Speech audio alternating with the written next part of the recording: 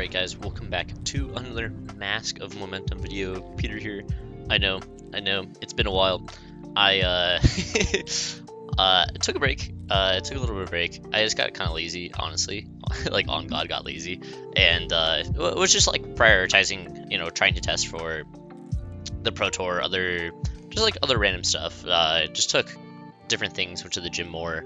Was just trying to do different stuff than look at my computer all day.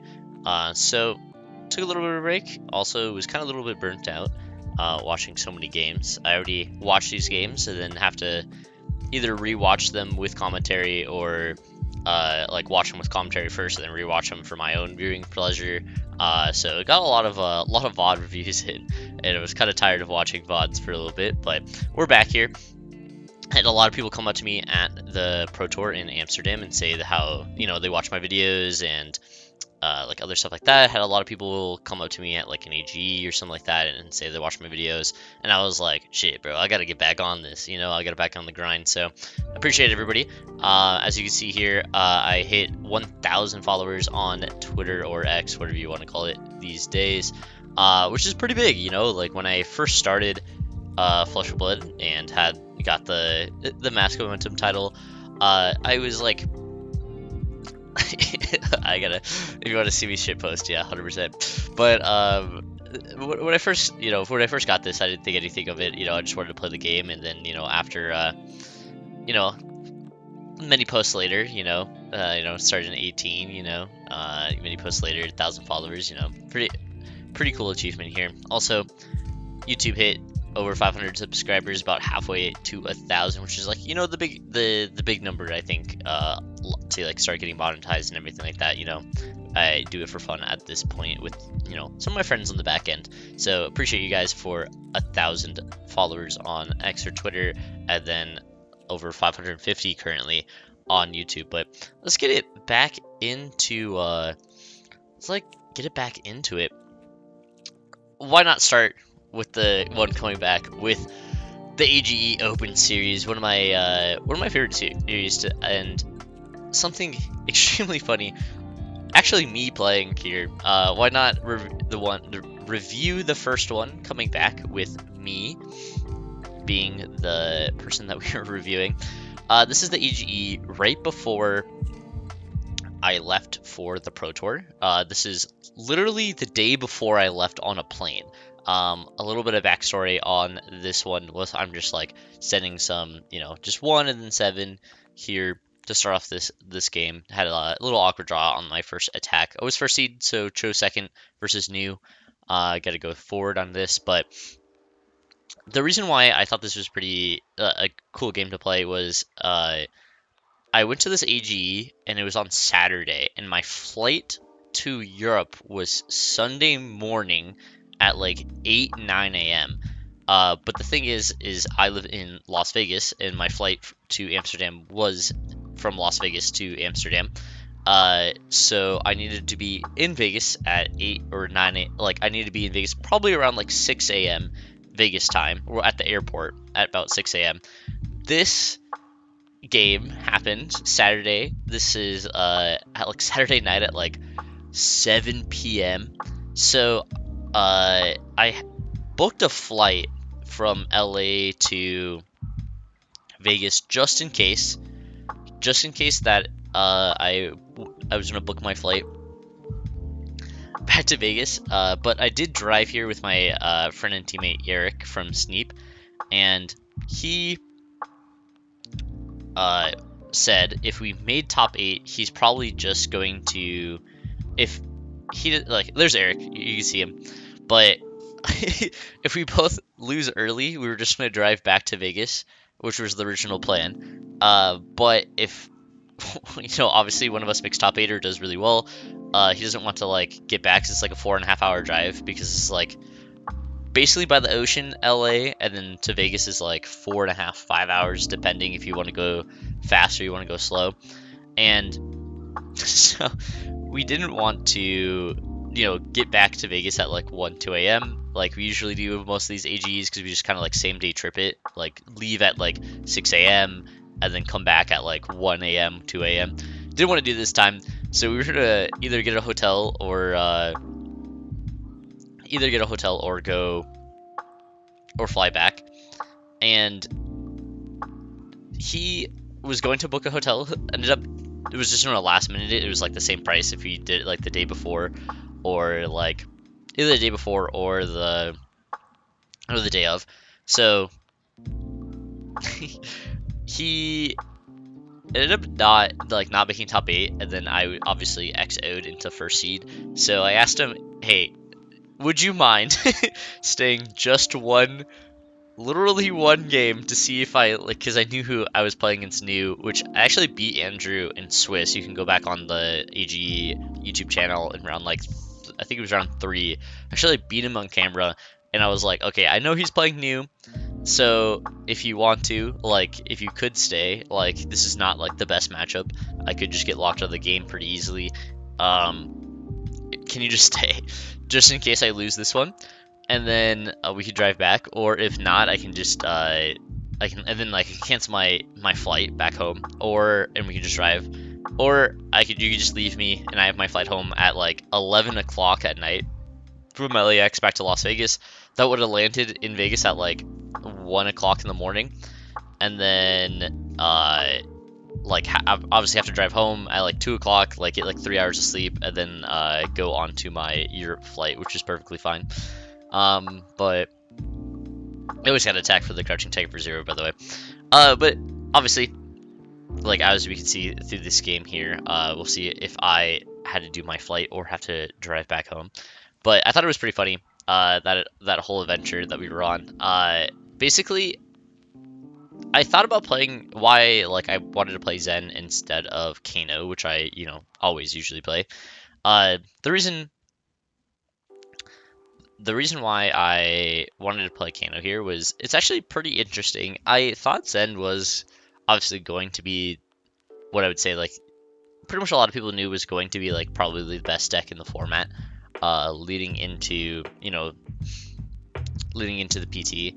And I wanted, after US Nationals, so we had like me and Caleb had a pretty bad, I would say, day 2. We like both 2-1 our drafts, and then we both went 1-3 in our CC portions, which sucks because we were both like X2 late day 2, like X2 into the CC portion. Like if we 4-0, it's like 100% we make top 8. 3-1, there's like a good, depending on where the loss is, it's like a pretty good chance of making top 8. 2-2 is like top 16. And then, like, probably, like, top 16, top 32 at the least. And then we both went 1-2 and barely missed out on 32 and min cash at 64. I think a lot of that happened, and we were kind of felt down a little bit on it. Caleb obviously had some personal stuff, so he was just going to play Kano no matter what. But I actually took the month to try to really, really play Zen. I'm like kind of like the guy that would test like the ninjas or like the aggressive decks in my team, and especially because there was only a couple of us going to Amsterdam. There's like 4 of us, if I remember, 4 or 5 of us, if I remember correctly. Oh no, 6 of us. 6 of us. So I wanted to test the aggro deck, and if I did not actually think Zen was the truth, then I was just going to. If I didn't think it was the truth, I was just going to play Kano, or if I wasn't having success or found so many matchups that I just didn't want to play, I was just gonna do that. But this kind of baited me into playing Zen at this point, I ain't gonna lie.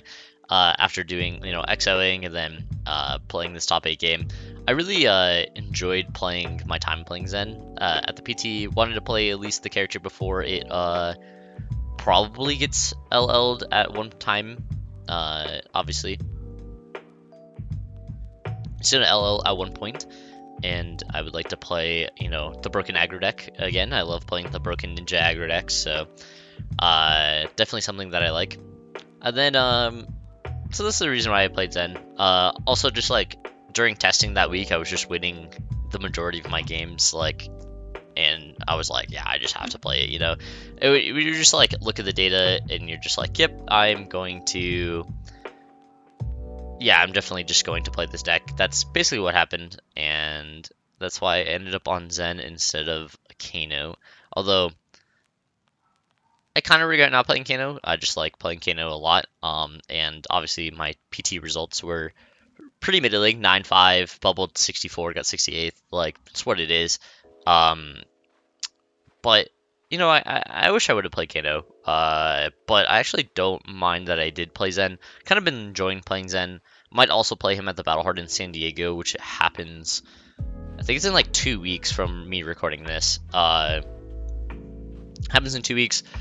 Might play Zen, might play Kano. I don't really know at this point. I keep going back and forth which one I want to play. I think both is fine. I'm definitely most likely an, like Oscolo. I actually don't know how to say it. Whatever the Zareth like Lightning Wizard character next set. Probably gonna spend the majority of my time basically just cooking that deck up. You know, just cooking it. I think that deck is insane. The hero ability is insane. I think like you do so much with it that I just want to just cook it, you know, just play it, see what it goes, and yeah. So getting back actually into this game, I've been rambling for about like 10 minutes here. As you see, this game like was pretty back and forth. At the beginning, I was kind of getting slammed. Didn't really have a lot of stuff. He didn't actually have a lot of disruption. We were just kind of trading damage for the majority of it. But I do get this little like bonds line here. So go 2, 3, 4.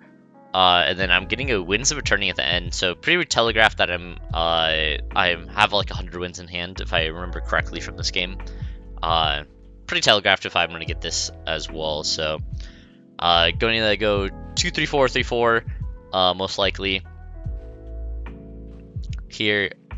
Andrew played a pretty good game. He didn't have like the amount of disruption that you usually would like in the beginning of this game. But I also just didn't have a lot of spaces to use my my equipment either at this point in the game. You know, blocks with Command and Conquer and his legs and another Command and Conquer early in this chain. Keeps a 2-card hand, well 3-card hand with the arsenal here. There was not a lot of spots here before to really do a lot of the stuff.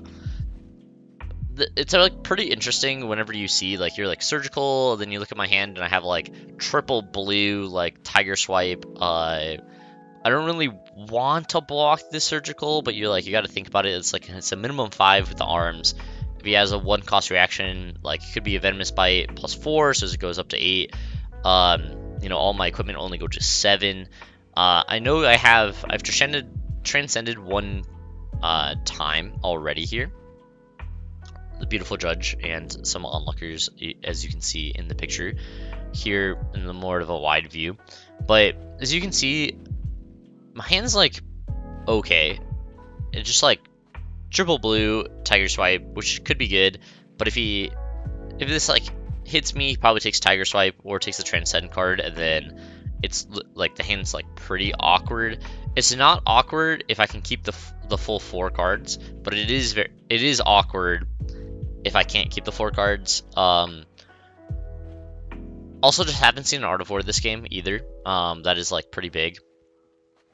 I haven't seen an Art of War, so I can't like use my boots effectively here. Actually, still don't know what is actually the correct line versus the surgical here.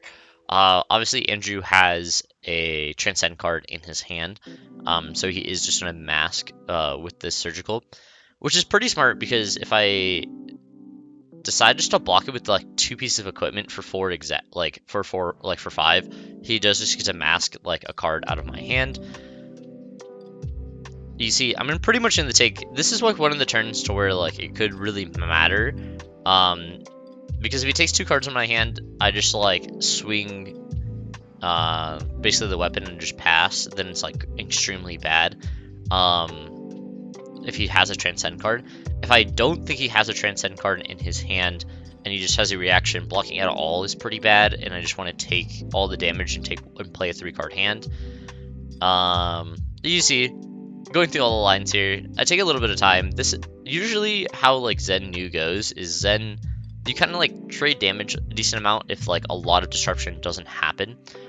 This game didn't have a lot of also trying to like see if you like codexes here, and this is like the transcend line.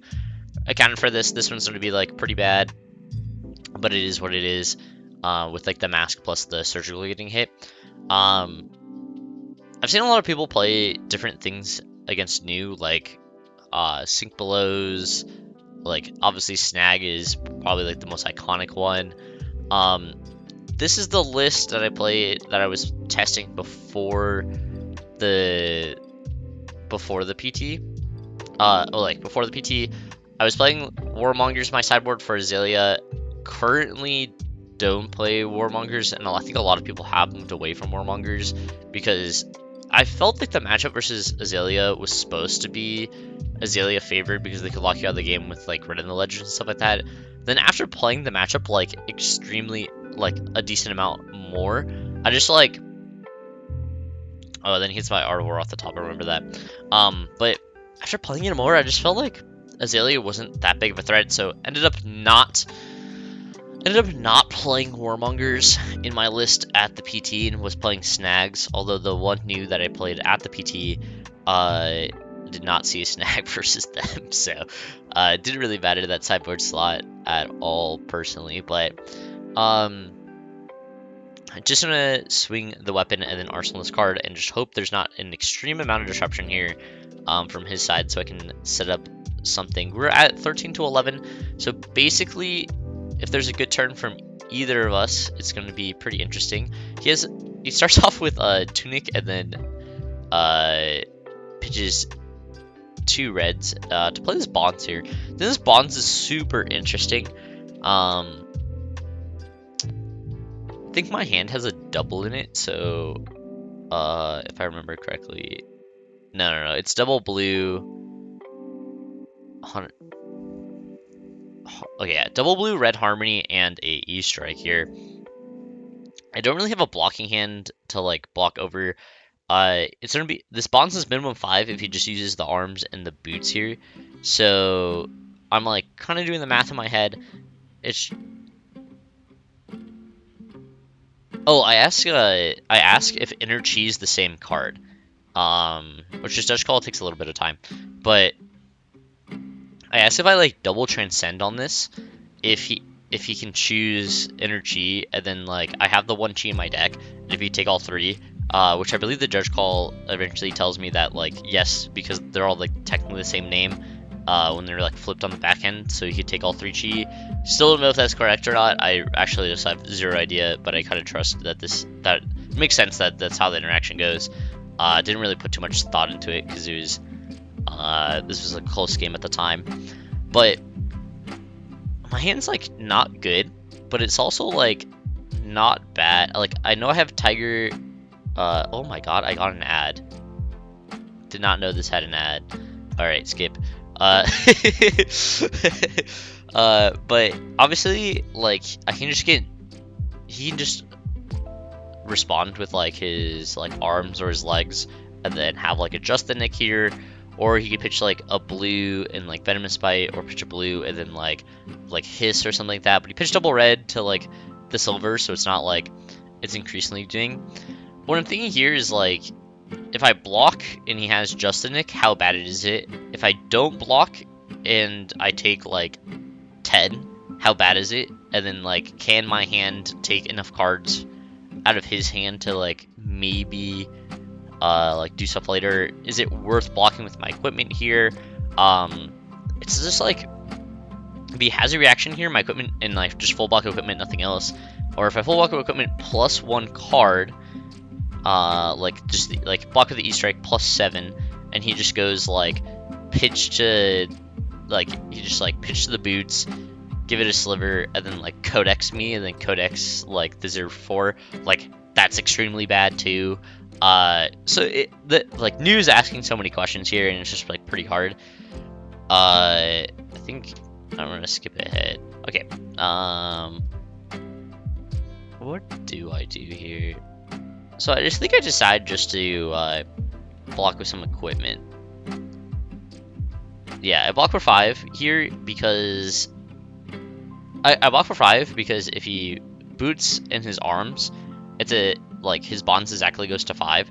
So I'm just trying to see if he like has a reaction here. I also just don't think just the Nick is going to be like super impactful. Because he has to, once he just the Nicks, and then he has to do like the arms thing. Comes in for 10. I'm gonna take 5, go to 8, and then he can look at my hand and take something. I get to search the energy, and then I get to I was just double counting the damage here. Or like if he has to adjust the Nick first, or like bonds first, or whatever. But I want to do this just because I think my hand is like decent enough to like maybe present lethal, or like might just be able to present lethal. And then I also just get like, I believe I also give like the buttons like +1, and then like shuffle my deck and like double transcend on the end here as well, because I lose my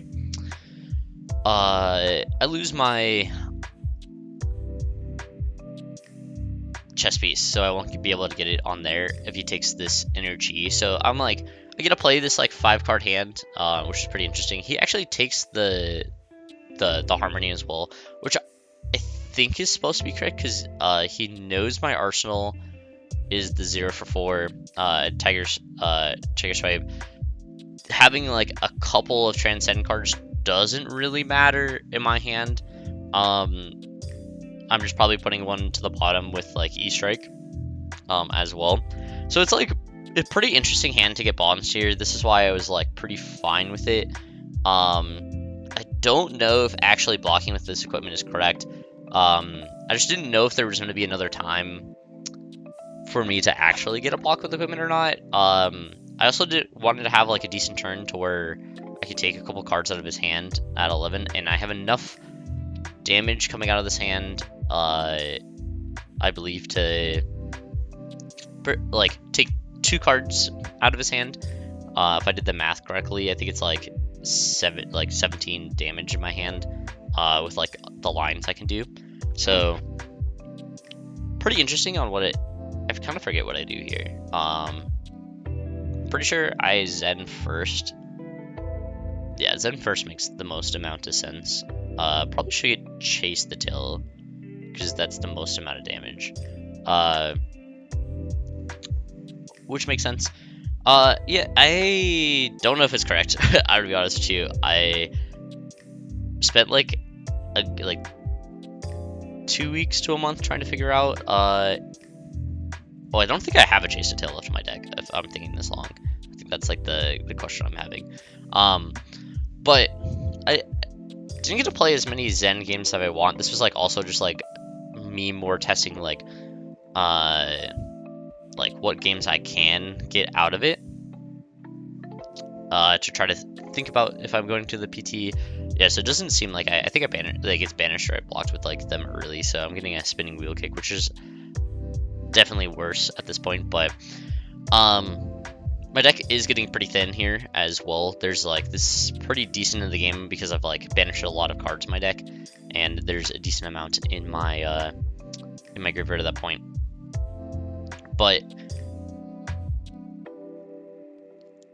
I was kind of testing if this was going to be good or not. Obviously, no blocks to 0. I'm just gonna put it to 1, so he takes the for sure 1 here. Transcend both. Going to shuffle my deck at one point eventually, as well. Which is kind of funny because I just shuffled my deck, so my deck's random, and then I have to shuffle it again without like doing anything, which is always the most fun. Which is pretty interesting. Yeah, didn't really know if that was the correct decision at this point, or now. I think I just need to take cards out of his hand this turn is like also the other thing. So there's no coming for 1 and then for 5 immediately with this tiger. He knows about it, so I just want to give him the least amount of information. The least amount of information is if I just like didn't search for Zen immediately to show him the spinning wheel kick, and I just go like tiger into this 5, and then just ask if he wants to do anything else. This also is like I could have something that matters with tigers, so he might not want to give me the on hit here of the tiger swipe for the tigers as well. which is pretty interesting. His hand doesn't look the greatest as well, but it will take... I'm at 8, so there's not a lot for me to do. Then I'm going to come in for 2 here with the weapon. He's going to go to 6. You get a tiger for 1. This is the max amount of damage I can do technically on this turn. Is using it this way. This is going to come in for 4, and then I have the 2 cards left in my hand, so I have the E-Strike here. So I've got to go 6, 8, 9, 13, 20 damage, and he was at 11. This was just like the most amount of damage I thought this hand would do. I want to just present like at least lethal at one point. This is the question I had. I actually didn't know if I was supposed to come in for E-Strike for 7 here or 5 draw a card. 7 here obviously presents lethal, and he has to block at least 1 card. You see me being like, what am I? The hand movement, like, I decided to go with 7 because it is lethal, as well. He has to block with at least 1 card. There's not a lot of hands that, you know, he can't play with 1 card. Like Codex or something like that is like the most, and I can discard a card, play a 3-card hand with the, we'll play a 2-card hand, or no, it is a 3-card hand because I go 1 card plus the Shuko on the 4. If he does have a Codex in his hand, is the last card in his hand. But he would still go to 3, which I thought, like, you know, 3 to 8 is pretty fine. So I'm like, I think 7 is just correct here instead of the 5 draw card, because you can only keep, you know, the 1 card in hand unless he double blocks this as well. And then I'm pretty fine if we start the game at 8 to 6 and I get to attack first, which is also pretty good for me. So I think the 7 is a little bit better here than drawing the card. He ends up blocking for 6 here, taking the 1. If I would have drawn the card, he would have just been able to 0 for me as well, and I would have to block with like 1 card plus like my Shugo if I wanted to keep the Arsenal card. But I get to draw up 4 cards. He doesn't get to do anything on his turn. It gets to go to 8 to 6 here. And then I get to look at my hand to see what I can do. It does not hit off the Ancestral, unfortunate. I think if I hit off that Ancestral, I almost just win the game on the spot. The Ancestral is like a pretty interesting card. Like if it hits, it's just so good. If you don't hit it, it's like still good. It's just like an Anthem effect, right? But at this point in the game, I really needed it to hit, or I needed to present enough damage to take like cards out of his hand, so I don't just like get locked out of the game at this point. Basically, just never get to keep an arsenal unless basically just don't get to keep an arsenal for the rest of the game.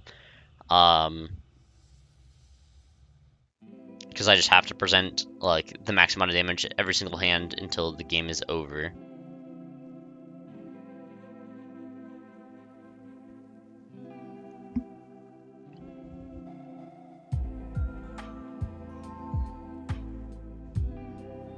"26 minutes into this game, there's been a lot of turns. You definitely see like these games is like usually there's like 2-3 decision points where you're like you have to like really tank on, but then there's a lot of times where you're just like, well, I just have to present, you know, whatever the damage I have in my hand and hope that his damage is not that good, or like his disruption is not that good. Unfortunately, I don't have actually a lot of cards left in my deck that do a extreme amount of damage. He does have a weakest link, which is like extremely good here. I have like so many just like so many zeros left in my deck. This hand was pretty interesting, and I was kind of thinking about like multiple ways how to play this hand. It's like Art of War, the Sage Art, Sacred Art, like inner chi card, and then like double this rounds on me.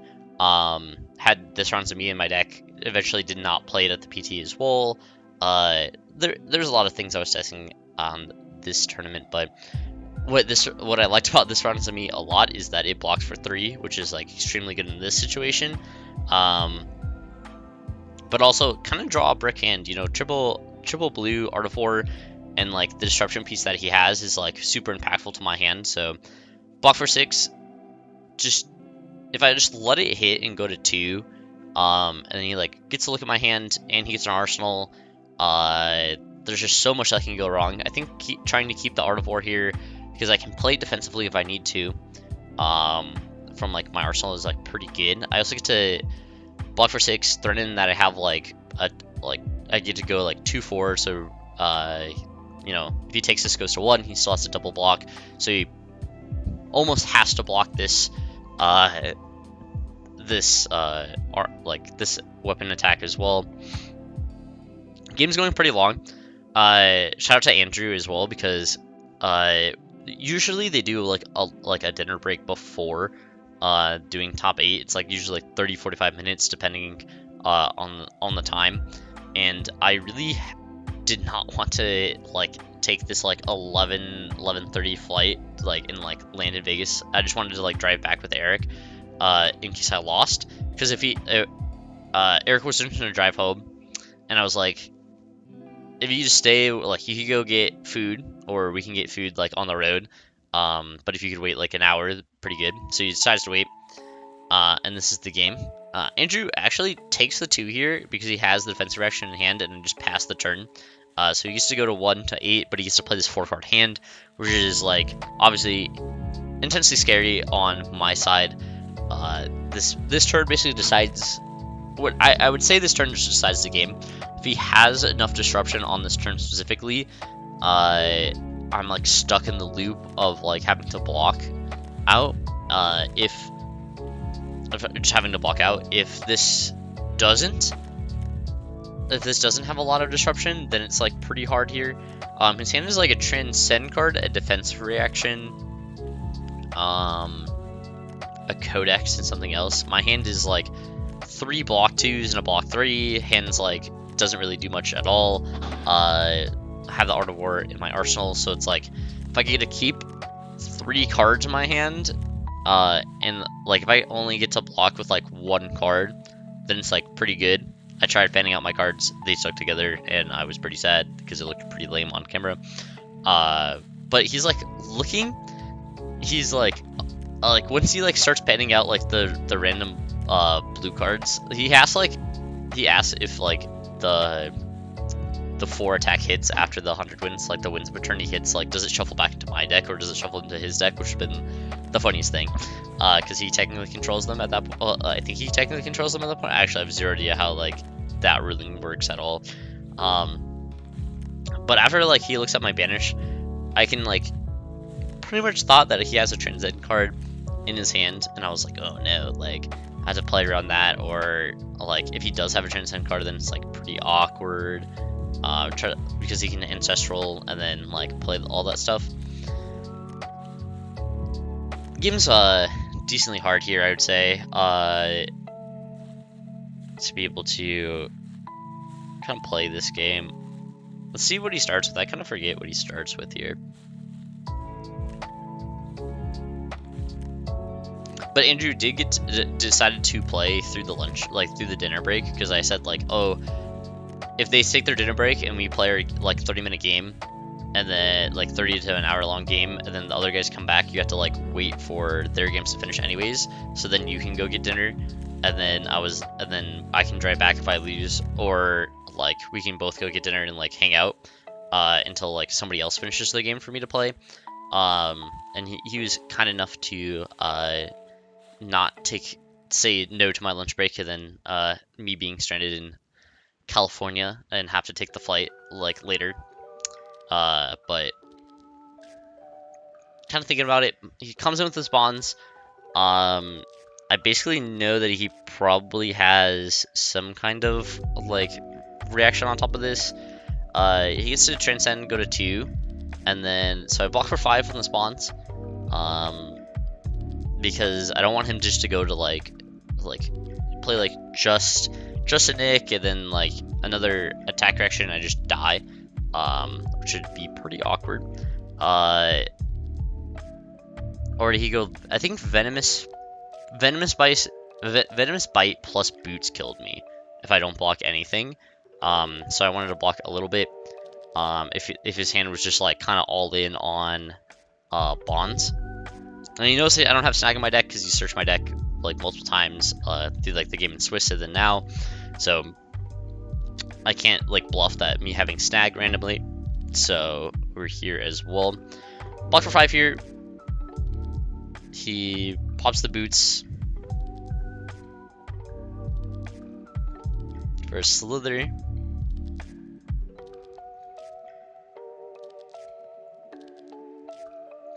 This round on me gets banished here.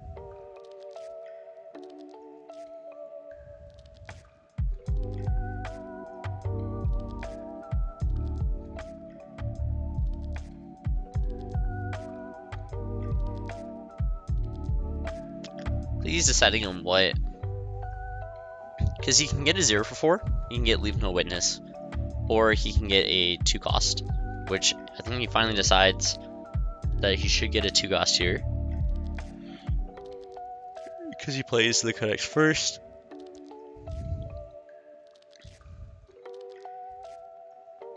Surgical is pretty good here because no matter what, he gets to take a card out of my hand.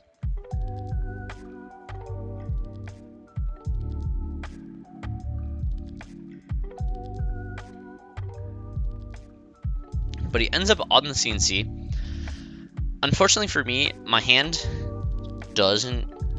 I remember if, because I also got a frailty here, so I don't get to present lethal like as much that I wanted to, because I just have like Be Like Water 100, like Be Like Water 100 wins, and then something else. So I decided to play, because I just have 3 blue like 1 attacks here. So I decided to cast the Art of War because my arsenal's gonna blow up anyways. So I just want to get like the 3-card hand like redraw basically, because I can take the 6, go to 2 here, and then it could be 2 to 2 if my hand is good enough. If like my 3-card hand is good enough.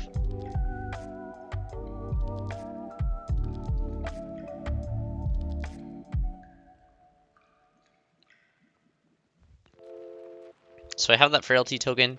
I come in with the weapon for just for 1 here. Him getting the life to go to 2 is super important, and the frailty, so he gets to take this for free.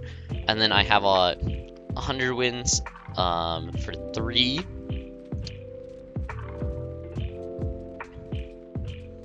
And then I have another 3 here, and then I get to go 3 into 1. So I was like, damn, this hand is actually like, pretty good. I could take at least 3 cards out of his hand. So he gets to play a 1 card plus his arsenal here. Like, this is the best shot I basically had in this game after Art of Warring. This is a pretty decent Art of War to like hand to get like post. So gonna take the 3 cards out of his hand. Super close here. I'm kind of drawing a little dead. I actually just don't have a lot of threats in my deck, especially at this time. Like, and he has a CNC from his arsenal when I'm at 2, and my hand, which I have to block because I don't have an extreme amount of cards in my hand. I draw another Art of War here, which is a pretty bad like play here, because I'm trying to avoid getting like weaponed into like attacked. So I feel like I have to basically I have to block at least 2 cards here as well, so I only get to play a 2-card hand, but one of those cards has to be Art of War, or I have to play the Art of War here and try to draw out of it. But even if I Art of War and do +1/+1 and then draw a 3 block, I can only block for 4, and then but for 4 and I'm at 2, so that also is not that good. So I basically have to keep this Art of War.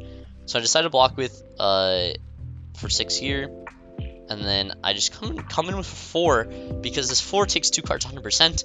So unless he has a defensive reaction, so I'm praying that he doesn't have a defensive reaction here. So this Bonds takes 2 cards, and then I'm hoping that his 2-card hand is not super powerful either.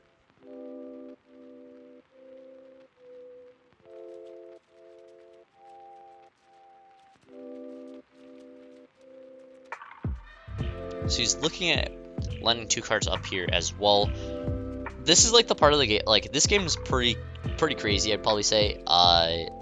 Don't know if I played it 100% correctly, but the game is pretty crazy when I look back at it. I remember saying on the drive home to Eric that I don't remember like I didn't know who would win this game the entire time.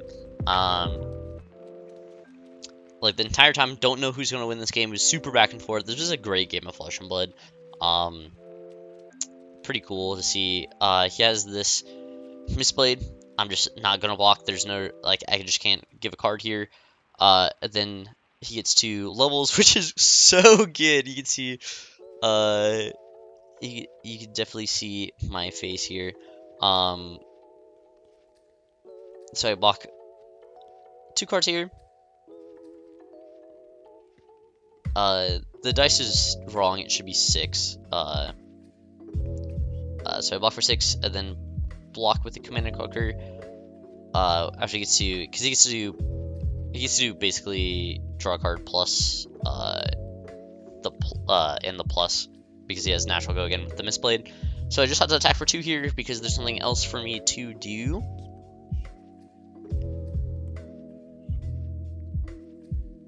Jonah dancing in the background, dude. That is a beautiful man right there.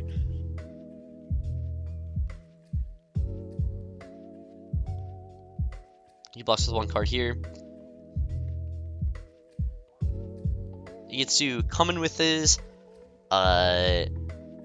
Mistblade, and then there, and then he comes in for 6, and I have 2 non-blocks in hand, and Andrew gets it in the end. What a crazy, crazy game in quarters. Eric's like, well, I guess we get to go home now. I'm laughing. Also, remember, always 2D chi. But thank you guys for watching this quarterfinal game of AGE. We'll come back. I'm trying to do hopefully 10 videos in the next week here. Maybe if I can get a couple of them, if I can record a couple of them at one time, to get, you know, record a couple, and then we get to review all the Pro Tour. I wanted to review all 7 of the Pro Tour games. I love doing that all the Pro Tour games. They're super, super interesting. This Pro Tour also was just like crazy to think about. I didn't get to watch basically any of the games at all either, just because I was playing the Battle Hardened. So see you guys in the next episode for that semifinals game of AG. See you guys.